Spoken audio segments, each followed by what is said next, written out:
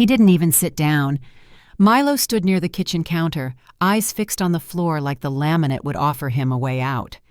Shelby hovered beside him with her arms crossed, wearing that tight, polished look she always wore when things didn't go her way. Her voice was flat, rehearsed. "We've talked about it. We don't have a room for you anymore, that's all." Like they were telling me dinner was canceled or the cable bill was overdue. I didn't flinch. I didn't ask why. I didn't say, "But I paid for nearly half this house." Even though the words sat sharp in the back of my throat, I only nodded. A single, even nod that felt more like a switch flipping off inside me than a response. "Thank you for letting me stay as long as you did," I said calmly. Milo finally looked up, then startled as if he expected a scene.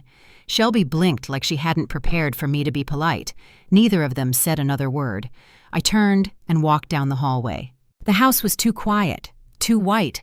I could still smell the cleaning spray I'd used that morning on the kitchen counters. My suitcase was still in the corner of the guest room, my room, until 2 minutes ago.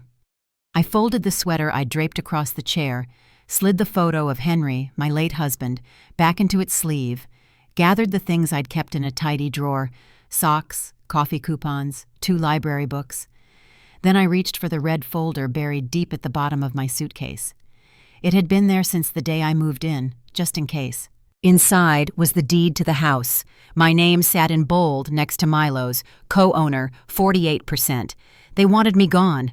Fine, I could leave. But they had no idea what they were about to lose. I folded the quilt last, the blue one Henry loved, with tiny frayed threads at the corners. He used to say it was warmer than anything we could buy new. I held it for a second longer than the others, then pressed it into the bottom of my suitcase. On top of it, I placed the red folder, then the shoebox. I hadn't opened that box in years, but I knew what was inside. Drawings of dinosaurs, birthday cards with misspelled mom, a note from 3rd grade that read, "You're the best cook, even if you burn toast."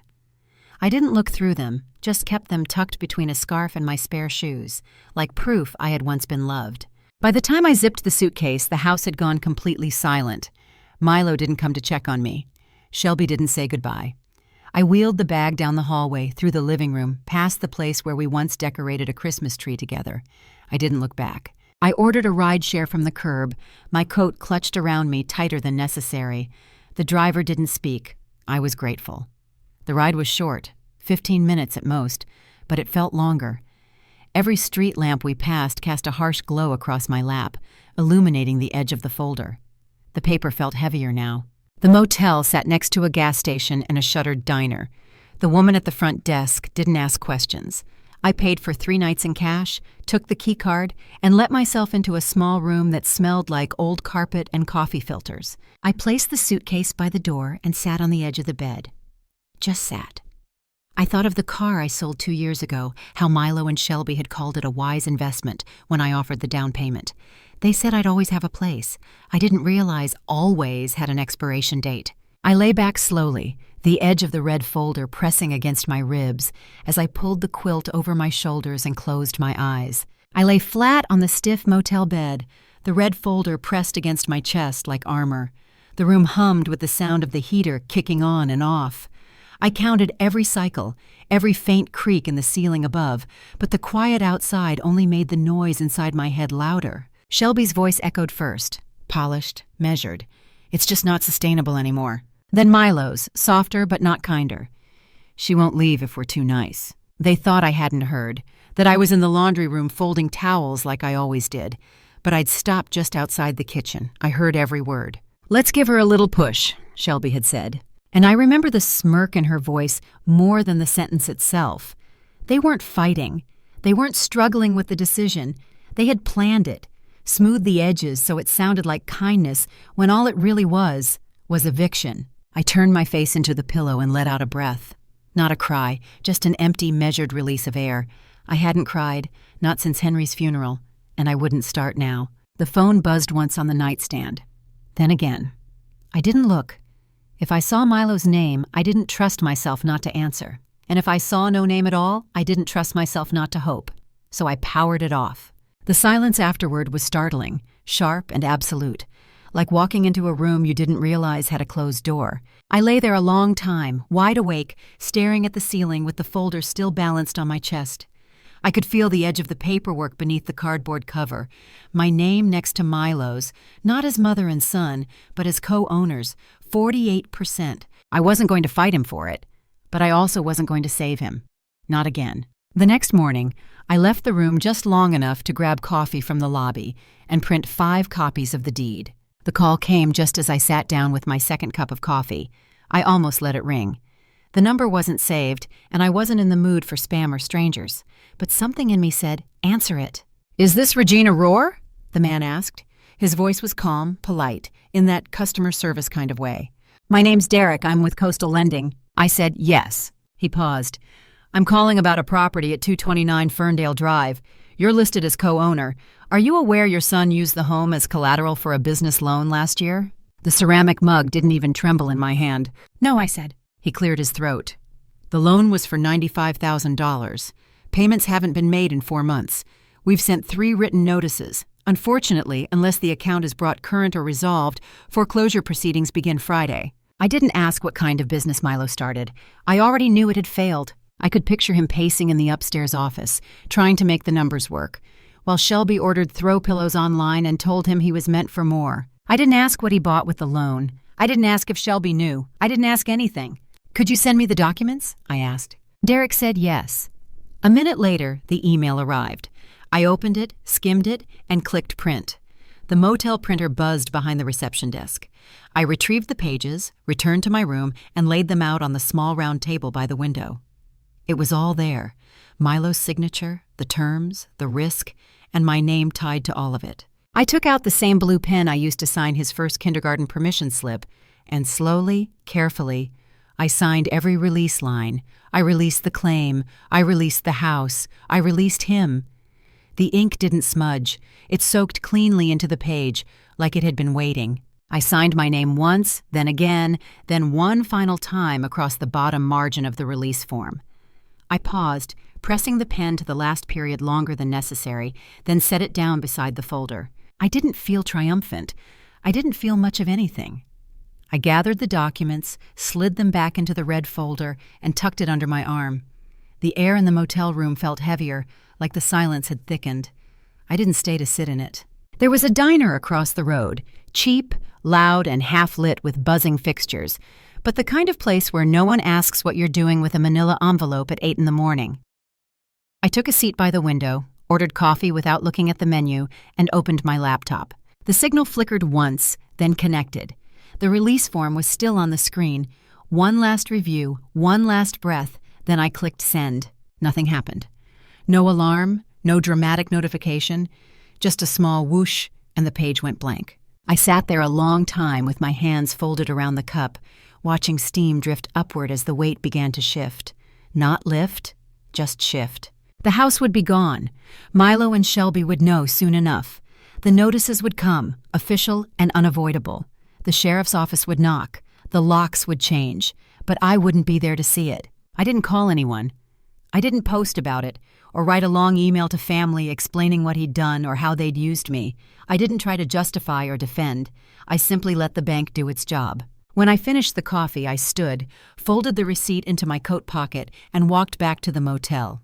The room was still as I'd left it. Bed unmade, curtain half drawn. I slid the folder into the drawer, shut it gently, and lay down again, fully clothed, with my shoes still on. The message had been sent. Now all that was left was to wait. The post went up by noon. Urgent. We've been scammed. Our home is in foreclosure. If anyone knows a good attorney or has advice, please reach out. We're devastated. Shelby posted it in the neighborhood Facebook group, the same one where she once bragged about her marble countertops and shared coupon codes for imported throw pillows. By 3 p.m., the comments were pouring in. Concerned neighbors, old co-workers, a former bridesmaid. People offered sympathy, links to legal aid, and one woman even offered them her brother's spare room. Shelby replied to every comment like a politician in a crisis, vague enough to keep control, emotional enough to keep sympathy.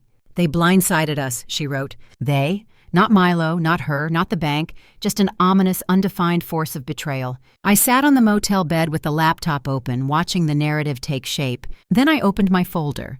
The deed, the scanned wire transfer, $62,000 from my account to Milo's mortgage lender, labeled down payment gift. A screenshot of the text Shelby sent me after closing. You'll always have a home with us. I didn't post them publicly. I emailed them quietly, directly, to 4 people. My niece, who still calls on holidays, my cousin Alton, who works in real estate, my sister's oldest son, and a woman from church who once offered to help with groceries when Henry passed. No explanation, no commentary, just subject lines that read, "In case you're wondering." Within minutes, Alton replied, "So they lied." That's all he said. No lecture, no apology, just confirmation. That was enough. I closed the laptop and returned it to the desk. I didn't need to keep watching. I already knew how stories like that unfold. The louder they get, the more cracks begin to show. By morning, someone would start asking questions, and when they did, I wouldn't need to say a word. I had already handed them the truth. Now I just needed to wait for the next knock at my door. The knock came just before sunset. I opened the door a few inches, and there she was, Shelby. Her hair was pulled back in a loose bun. Her mascara smudged beneath both eyes. The baby bump was unmistakable now, rounding beneath her oversized hoodie. She clutched a diaper bag over one shoulder, sleek and pristine, the kind of thing that belonged on a registry, not outside a budget motel. There was a tag still dangling from the zipper, brand new, still pretending. "Hi," she said, voice low. "I know this is unexpected. We didn't know where else to go." I didn't speak, just looked at her. She cleared her throat. "We made mistakes, big ones, and I know we hurt you. But Milo is falling apart, and I'm scared. I thought maybe you could help us fix it." Her hand moved slightly on the strap of the diaper bag. That's when I saw it. The corner of a phone peeking from the mesh side pocket. Not tucked away, positioned, lens out. I stepped back and narrowed my eyes. "Recording." She blinked, feigned confusion. "What?"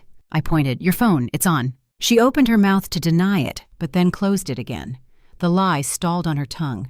We needed proof," she said, "in case you tried to twist things." I let the door open wider, not to invite her in, but to let the words come out stronger. "I'm not your storyline," I said. "I'm not your villain, and I'm not your footage. So whatever edit you were hoping to make, go home and cut someone else into it." Shelby's face shifted. Her shoulders straightened like she'd forgotten how to play fragile. "She's your granddaughter," she said. "No," I said, stepping forward. "She's your child. Raise her better than you treat people." She backed up without another word, turned, and walked quickly to a black SUV waiting at the curb. I watched it pull away, then closed the door, slid the lock, and sat down hard on the edge of the bed. They came to bait me, and I didn't bite.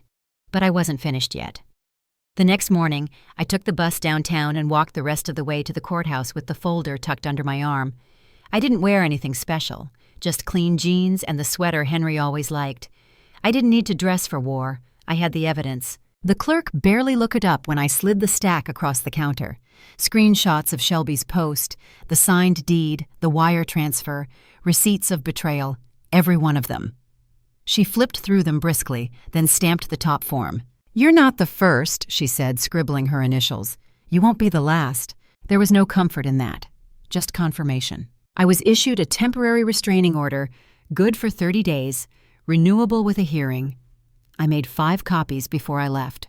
One for me, one for the motel manager, one for the local police, one for Darren at the housing board, and one to send to their last known address. I didn't sign that last copy.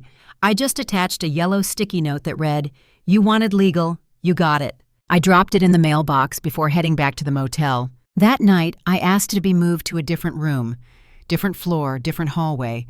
I didn't give a reason. The front desk clerk didn't ask for one. I packed my things in less than 15 minutes, moved 2 doors down and across the hall, and locked the door behind me twice. It wasn't about fear, it was about peace. I sat on the edge of the new bed and opened the notebook I kept in the side drawer. On the first line of a fresh page, I wrote, "They brought a baby to play victim. I brought documents." Then I turned the page and started listing names. Not enemies, not family, just people I no longer owed explanations to, because the next time they came for me, I wouldn't just be ready, I'd already be gone. Darren's email came just after lunch. No fluff, no small talk. Subject: Available unit, Wilmington coastline.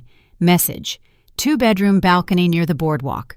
Quiet building, within your budget. It's yours if you want it. I stared at the screen for a full minute before clicking reply. One word: yes. She sent over the lease within the hour.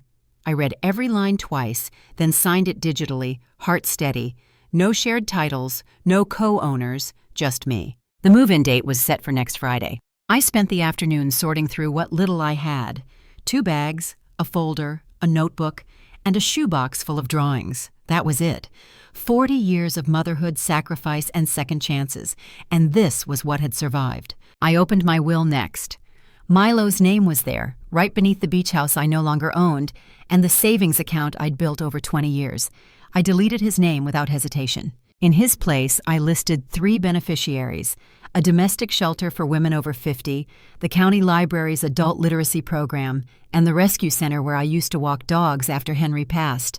They were quiet places, simple ones, the kind that never asked for proof of loyalty before offering you a seat. When I finished, I hit save and emailed it to my lawyer with one line: "If anyone contests this, release everything." I didn't say what everything meant. He knew. Later that evening, I walked to the corner store and bought a bottle of red wine, a new pen, and a pack of note cards.